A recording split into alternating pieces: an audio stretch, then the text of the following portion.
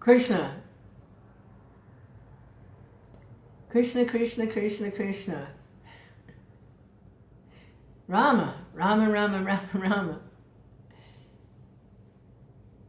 Gurnitai. Bhaktivedanta Swami Prabhupada. Read a little bit from the Ramayana. But first, while visiting some devotees over the holiday weekend, there was some discussion, because it's a big holiday, Christmas, and the whole Judeo-Christian thing is in the air. So we were talking a little bit about some things related to the Judeo-Christian culture. And one of the devotees was from a Jewish background.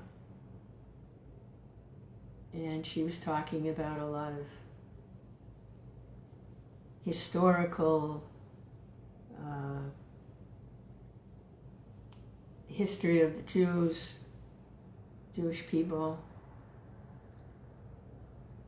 and how they really didn't stay in any one place because people didn't want them around. They were actually following,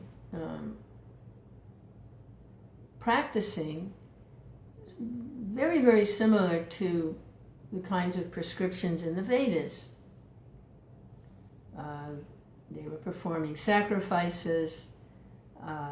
They were careful about cleanliness, and the foods they ate had to be prepared a certain way as an offering and a sacrifice.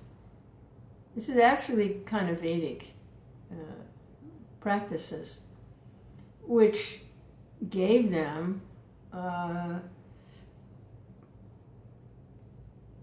a certain amount of relief from diseases and other difficulties, like karmic stuff. And wherever they went, the people in that country, they weren't living like that usually. And they weren't performing those kinds of, and they were more susceptible, this is what this devotee was saying, to getting diseases or famines or droughts. And so they saw that it didn't affect the Jewish group that was performing these sacrifices and austerities. And so they concluded that they're putting a hex on us. Why? We're affected by all these things, the weather, the droughts, the diseases, and they're not affected. It must be their fault. They're a jinx of some sort. Anyway, this is what she was saying. So they were always persecuted and sent here and there and kicked out and killed, and because it was their fault that everybody else that was unclean, eating nonsense stuff, having all kinds of illicit connections, and getting the reactions for it. But it was the Jews' fault because they weren't affected because they were following scriptural injunctions.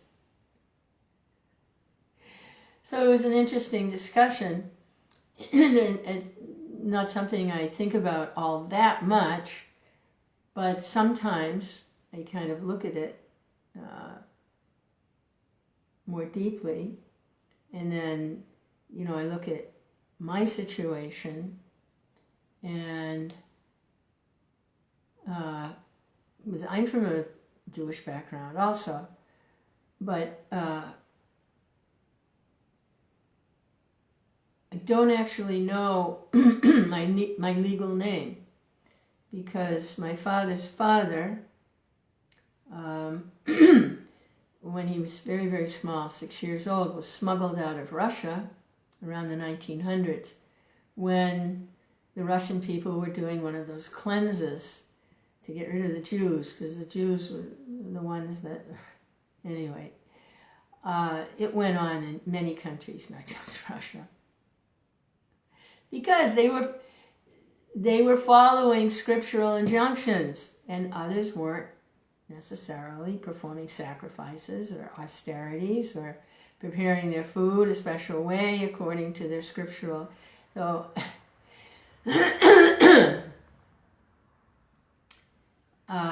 yeah. So Russians were doing those cleanses called pogroms, and they were destroying the Jewish settlements to get rid of them because they were causing the problem. We don't believe in your God. You're making all these sacrifices. We don't believe in that, and you're causing problems for us. So at 6 years old, they put him in a hay wagon and tried to smuggle him across the border. He was just a child, so that at least he could escape. He could escape. The others, they were trying to, but they were kind of stuck. But they put the child, in the hay wagon. So at the border, what the guards would do, the border of Poland and Russia, they had pitchforks. And they would stab the hay in case anybody was hiding in there. They didn't want anybody to escape.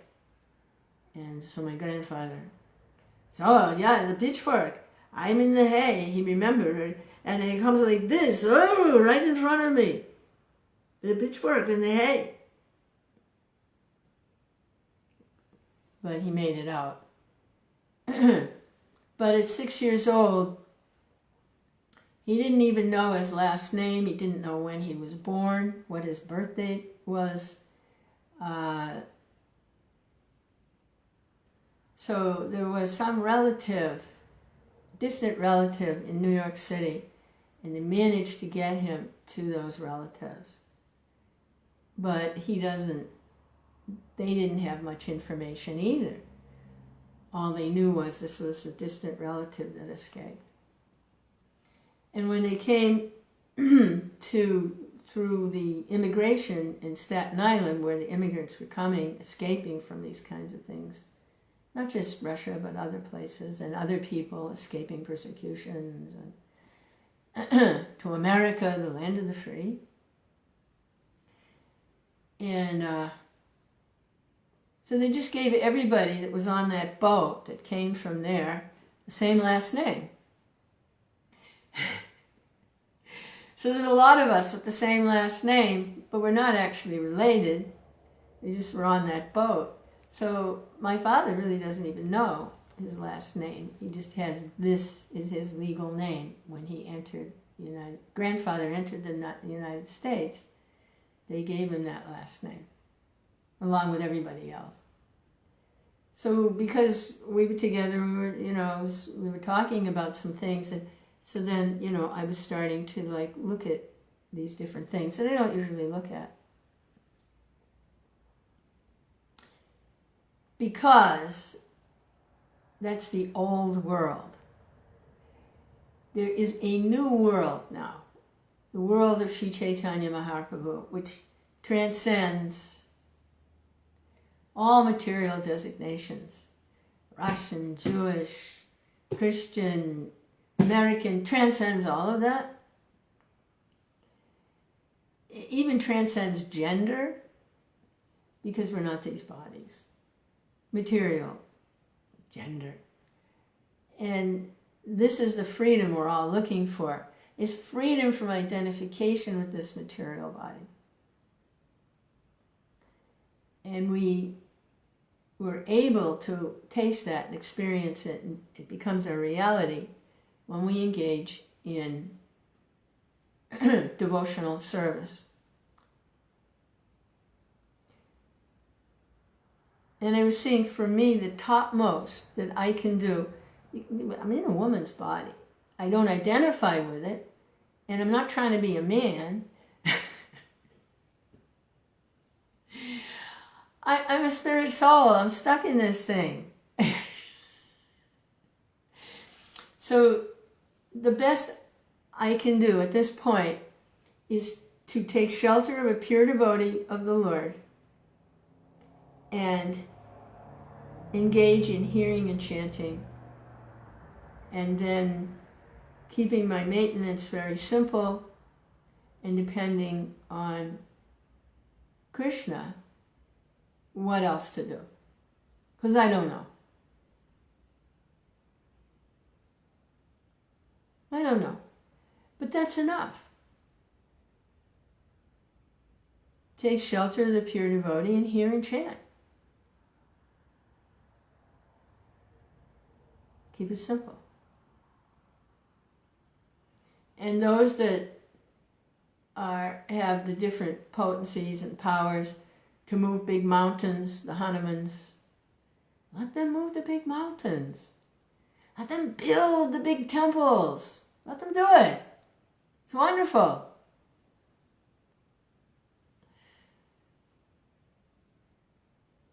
And just let me hear and chant and take shelter.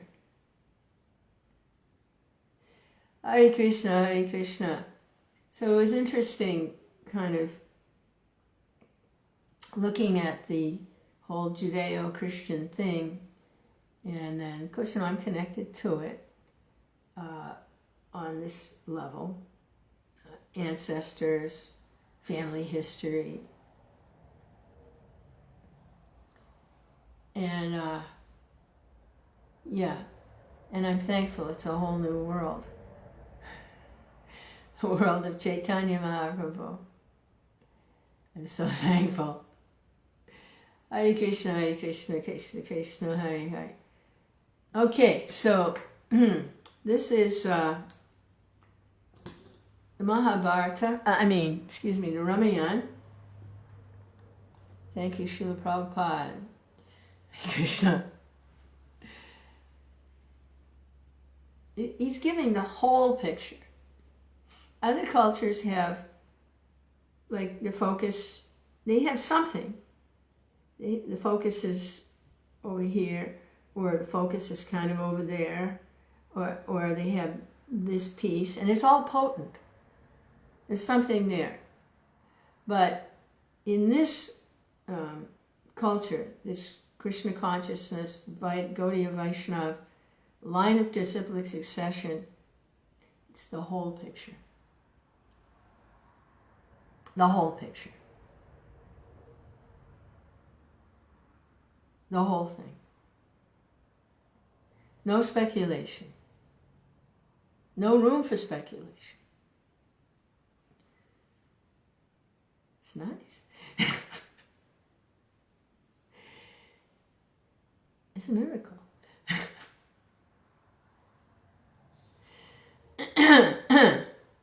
So this is the Ramayana, and this is the pastimes of Krishna, Hare Krishna, Hare Rama. This is Rama, and it goes way back.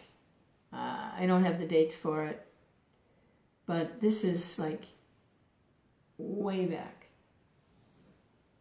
Krishna was 5,000 years ago. Chaitanya Mahaprabhu 500, but this goes back millenniums. This is very, very old appearance of Lord Ramachandra. And he appears as Sitaram, Lakshman, Bharath, Shatrughna, and then there's Hanuman there, the devotee.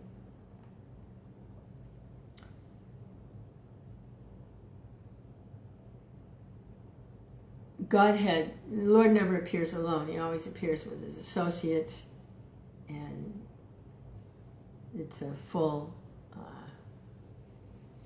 cast of performers. So here, at this point, this is chapter 26. It's a condensed version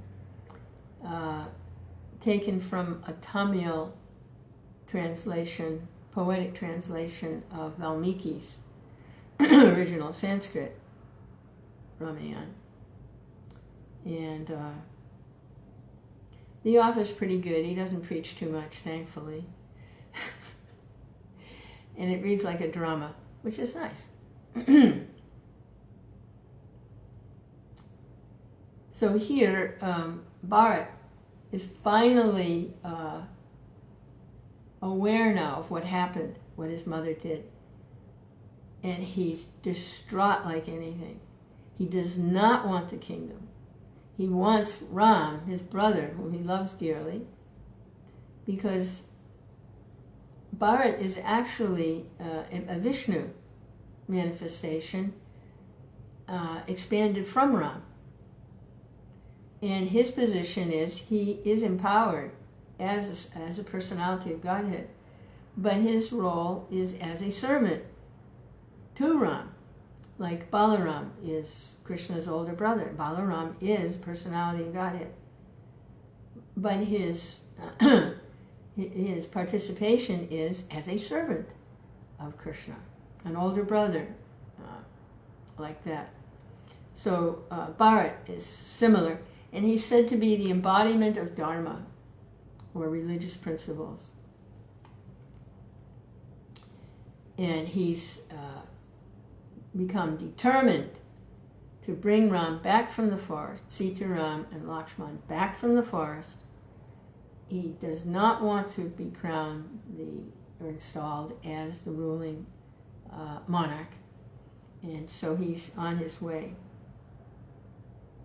And it's described that everyone in Ayodhya suddenly became full of life again. They were all like about ready to die in misery that they couldn't have Ram as their monarch. And they started building roads and clearing paths so that Bharata could go to the forest. It's not like Bharat's gonna go through the forest with a machete. No, they're building a huge road and bridges, and they're like a 6-lane highway through the forest. So this is chapter 26. It's entitled, now I don't know how to say this, because is it Bharata or Bharat? I don't know. One of them is a very nice doll patty. I think that's the Bharats, a Bharat. One of them, Bharata or Bharat. So I hope I'll be forgiven if I'm calling him a doll patty. Bharata, I don't know how to pronounce it.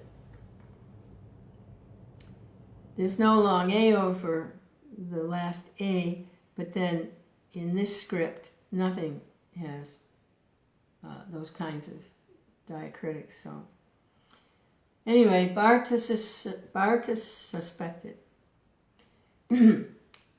Gazing across the river Ganga, Guha, the hunter king, noticed unusual commotion on the opposite bank. A great army had encamped there. He pointed it to his kinsman standing by his side and said, "Who is this? Why has he come here with a large army, apparently to cross the river?"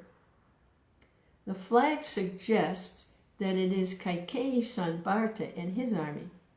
"Yes, I see the flag flying on the top of the chariot, and I can recognize the tree painted on it." What tree was that on his flag, I wonder? "That is the flag of the king of Ayodhya. Is not Ram's enemy, Bharat, the king of Ayodhya too? Having secured the kingdom unjustly through his mother Kaikeyi, it looks as though he has pursued Ram here to the forest to slay him. Get together our warriors and kinsmen and friends. Let them stand ready on the bank. Gather all the boats and fill them with armed men ready for battle. Let us wait and see. If the newcomers are well disposed towards Ram, we shall help them to cross the river and come over to this side. But if their intention is hostile, we shall prevent them from crossing the Ganga." So, having made all preparations, Guha, in accordance with rules of courtesy, took some presents, got into a boat, and went to meet Bharata. and he's Bharat. On the other side, at the same time, Sumantra was telling Bharat, "Look, Guha, the hunter king, devoted friend of Ram, has come with his people to welcome us. He is the ruler of this region. He and his kinsmen are well acquainted with every nook and corner of the forest. They could tell us where Ram is and lead us safely and swiftly to the place."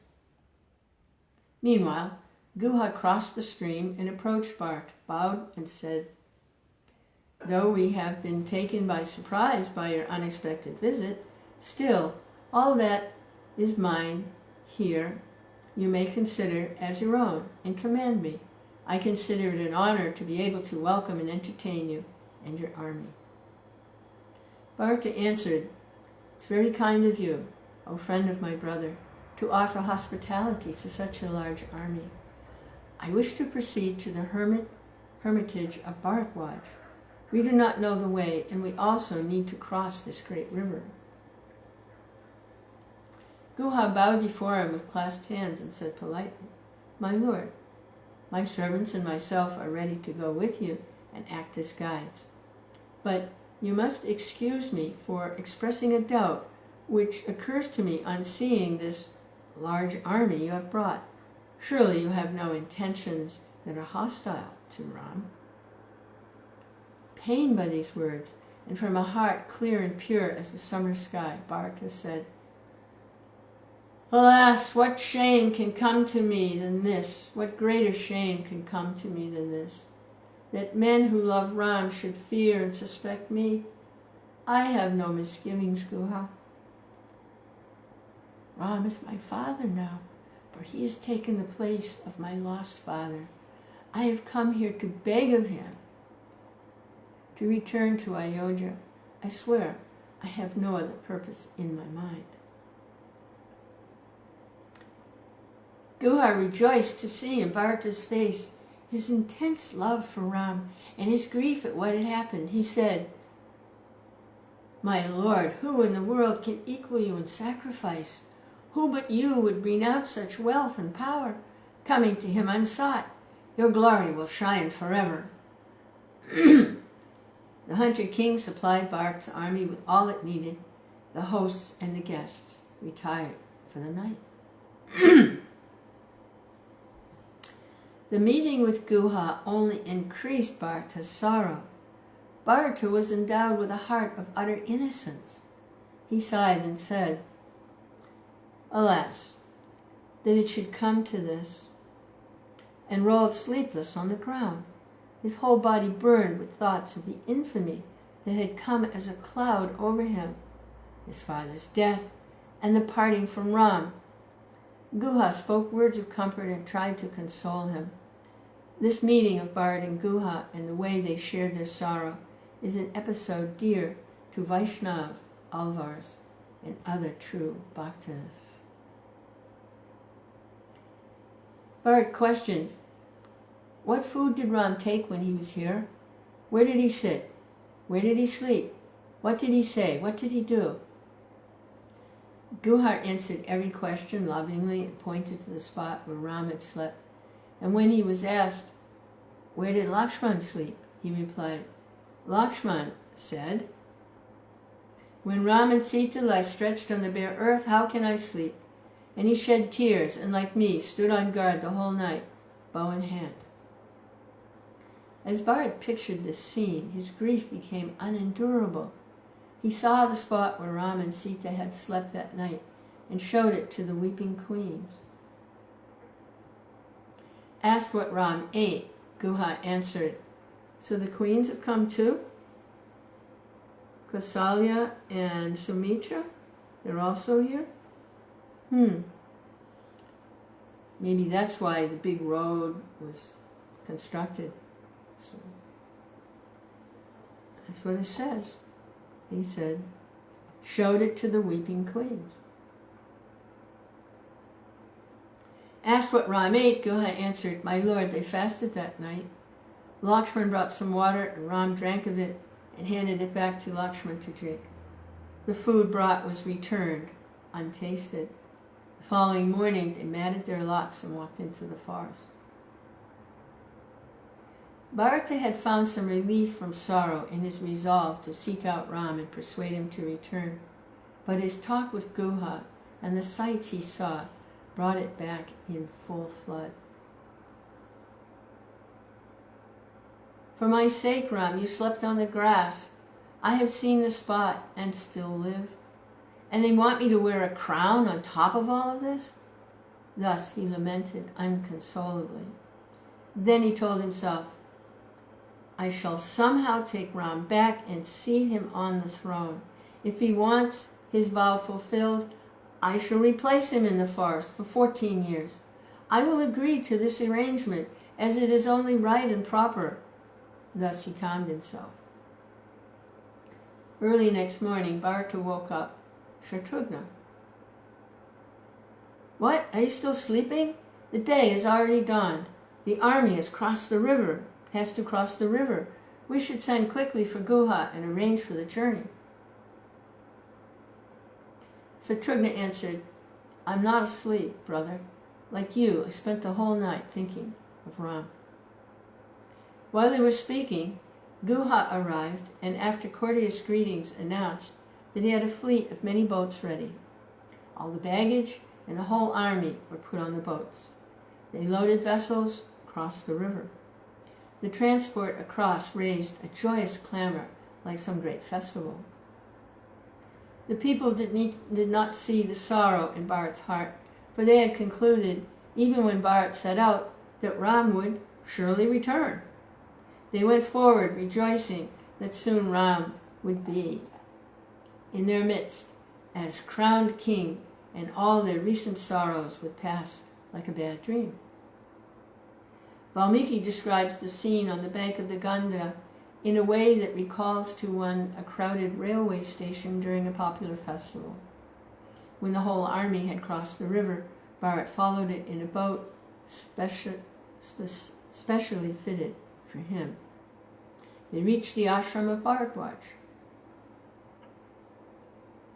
The story of Bharata in the Ramayana, portraying a character of unrivaled purity and sublime selflessness, is something more than an episode, and stands out by itself even in that noble epic as holy shrines do on the banks of the Ganges. It uplifts the heart and gives one a glimpse of the heights to which human nature can rise when cleansed by love and devotion. Whether Ram and Bharat were incarnations of the deity or merely supreme creations of a nation's... no, it's not. Now he does his thing. Why he does this? The compiler here, and he's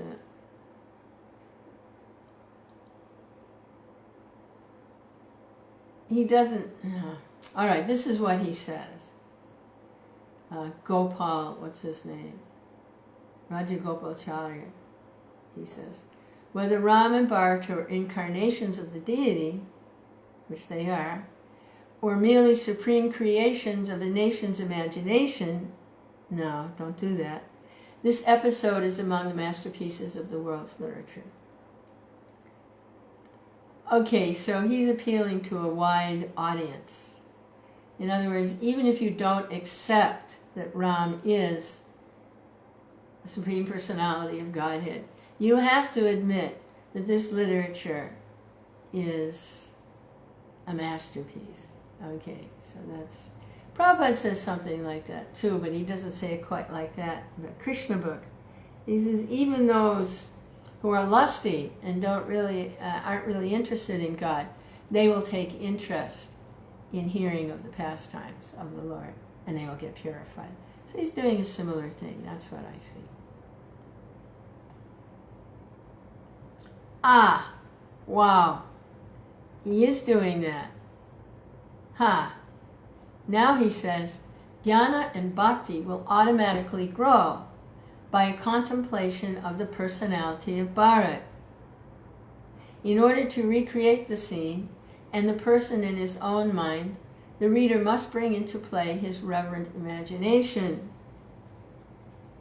We bring with us into this world our inborn gift some wisdom and reverence. This gift is always in us, and though sometimes obscured by prejudice or passion, it keeps alive the divine in man, which prevents him from reeling back into the beast. Okay. It's not exactly Prabhupada preaching, but Hare Krishna. Jnana and bhakti will automatically grow by contemplation of the personality of Bharath. Hare Krishna. We'll give him 5 points for that. Bharata and his retinue went on towards Bharadwaja ashram. When they reached the Prayag wood, they saw at a distance a beautiful grove with a cottage in its midst. Learning that this was Bharadwaj ashram, Bharat left his retinue behind and, accompanied only by Vasishta and a few other elders, walked towards it with due humility. Divesting himself of his silk garments and his weapons, and accompanied only by the ministers, he went on foot behind Vasishta. A little further on, he left behind even the ministers, and he and Vasishta alone went forward. When Bharadwaj saw Vasishta, he rose from his seat and went to meet the illustrious visitor, and bade his disciples to bring the customary water for the feet of the guests. Bharata offered humble salutations to Bharadwaj. Learning who he was, the rishi received him with the respect due to a king, and made inquiries concerning his welfare. He thoughtfully refrained from making any mention of the sad fate of Dasarath.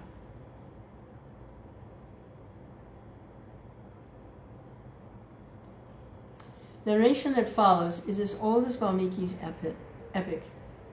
A few words by way of explanation may be useful. Bharadwaj suspected and questioned Bharata, just as Guha had done earlier. This is, however, not so put in the Tulsidas Ramayana, which is a poem of pure bhakti. There is nothing that was not within the knowledge of rishis. How then could Bharadwaj in the Tulsi Ramayana entertain any doubt about Bharata? So there are two Ramayans. There's Valmiki's and there's Tulsidas. And in Tulsidas Ramayana,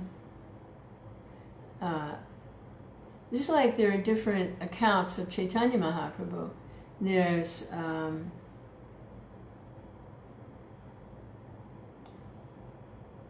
Krishnadas Kaviraj, and then there's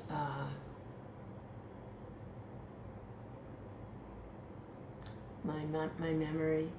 There's different ones, different accounts, and they discuss some of them not always the same things. Hare Krishna. Kamban, the Tamil poet of the Ramayana, follows Valmiki closely, not only here but in many other places where Tulsidas differs.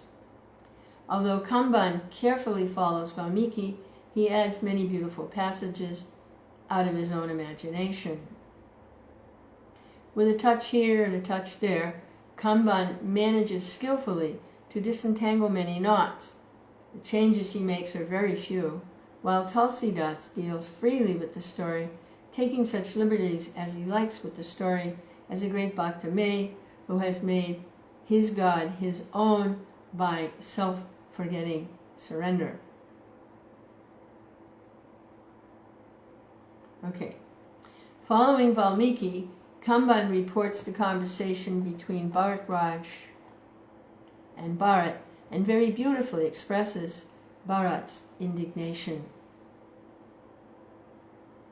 We may not, reading it all today, appreciate Bharadwaj's doubt about innocent Bharat, but such suspicion was perfectly natural to Guha, but not so in a wise rishi. Valmiki makes the rishi justify himself, saying, "Don't I know you, young prince? I put you these questions only the more clearly to reveal your innocence."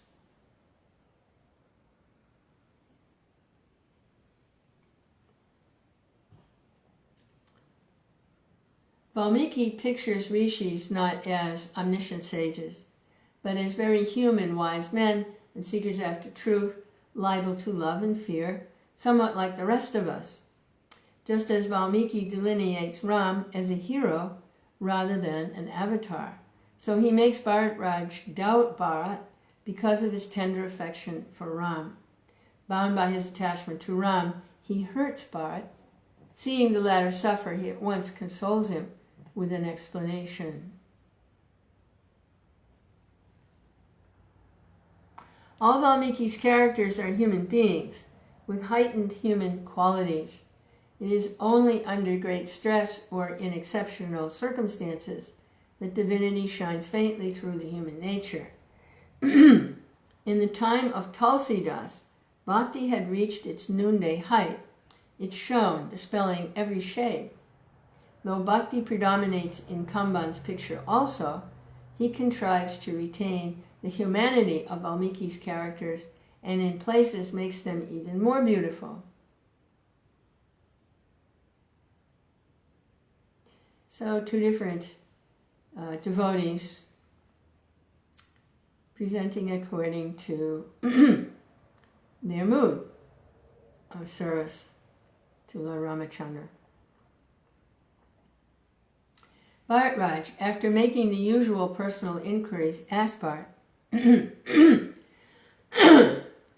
"Why did you leave your kingly duties and go over here? Should you not stay in Ayodhya?" Listening to his young wife, Dasarath ordered Ram to live for 14 years in the forest, and the prince accordingly left the city with his brother and Sita. Do you feel that even now the way is not clear for your rule? And have you come to complete what Dasarath began and make assurance doubly sure? Hearing these words, Bharat wept. The tears gushed, and he could hardly speak. "Death," he said, "would be better than such a life as this." "Do you doubt me, master?" he asked. "Do not blame me for what was done by my mother in my absence without my knowledge or consent. I have come now to do my utmost and persuade Ram to go back with me to Ayodhya and there to be crowned king.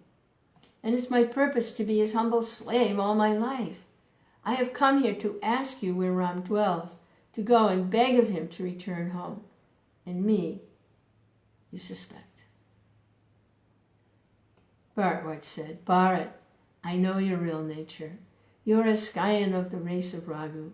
I questioned you because I wished to draw out a revelation of your affection and loyalty, and thereby establish and spread your glory. Do not grieve. The prince is dwelling on Chitrakuta hill. Stay here today. Tomorrow you and your ministers shall go there. You will please me by accepting hospitality for a day in the ashram." Bharat said, "My lord, your wishes and words of affection are a feast. What more is required?" Bharat smiled. Because he could see that Bharat was unwilling to cast the burden of feeding an army on a poor ascetic, he said, "I am bound to entertain you in a manner worthy of your status and goodness. Why have you left behind your army and retinue?" Bharat answered, "I followed the rule that one should not approach a rishi's dwelling with a retinue. There is a big crowd following me. It would be a great disturbance to you if they all came here."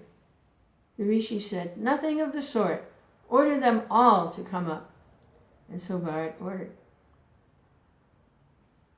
Bharatraj went to the sacrificial fire and, uttering mantras, sipped water thrice and called on Vishvakarma, Maya, Yama, Varuna, Kuvera, Agni, and other celestial beings, and ordered them to produce a feast for Bharat and his followers. Then a miracle happened.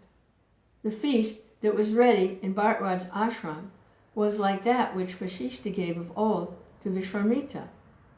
The only difference was that here there was no quarrel or commotion. Everyone had ample accommodations, sandal paste, flowers, food and drink, music, dance by divine performers were all provided. Bharatraj's feast was more sumptuous than that given by emulous kings to one another. dwellings, vehicles, servants rose suddenly into being. The guests forgot themselves in the feast. The soldiers in Bharatraj's army, in the ecstasy of present enjoyment, exclaimed to one another, "We shall not go to Dandaga forest. We shall not return to Ayodhya. We shall stay here forever." How are they to know that the good things they enjoyed were for a day and would disappear at dawn, like the stage and the crowd after a village play is over? The guests ate fully and soon fell fast asleep. The following morning, Bharatraj said to Bharat, "At a distance of 2.5 yojanas from here runs the river Mandakini. On its banks is an unpeopled forest with Chitrakuta hill to its south.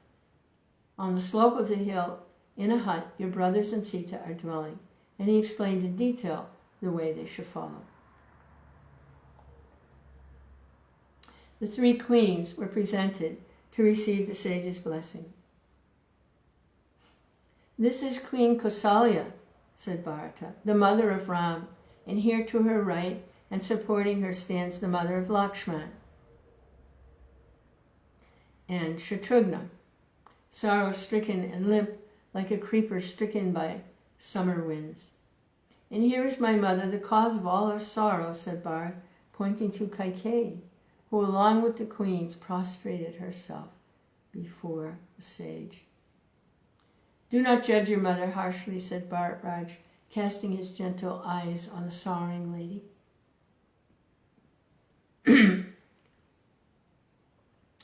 "All that has happened for the good of the world."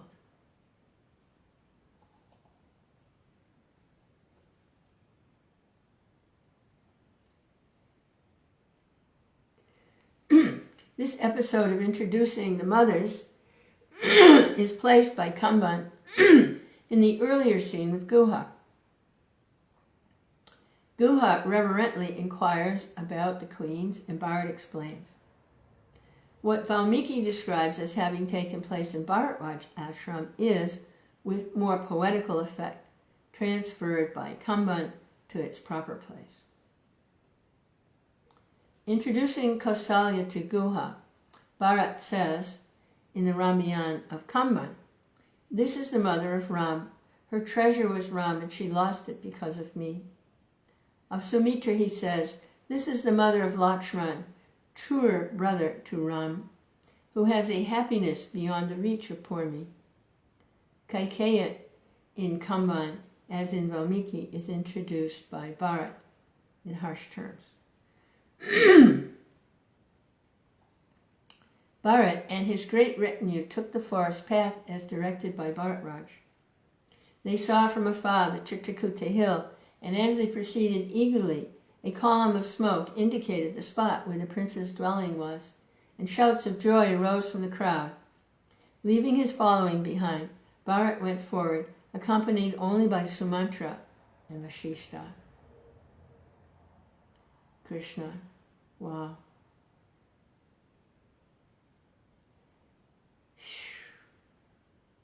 Krishna Chaitanya.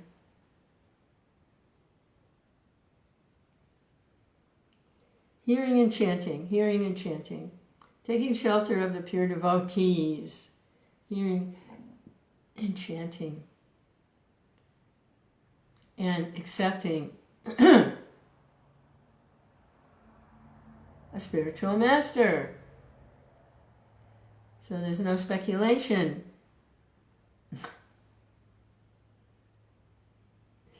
Hare Krishna, Krishna Krishna, Hare Hare, Hare Rama, Hare Rama. That's one of the things he, like Srila Prabhupada, it's one of the things he asks is, no meat, fish, and eggs, no intoxication, no gambling or speculation, no illicit sex, no speculation. Krishna.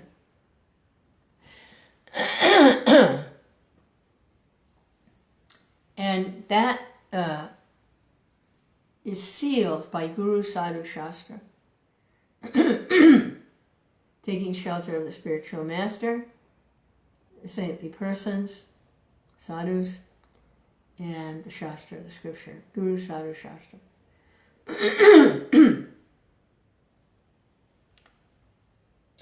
Krishna.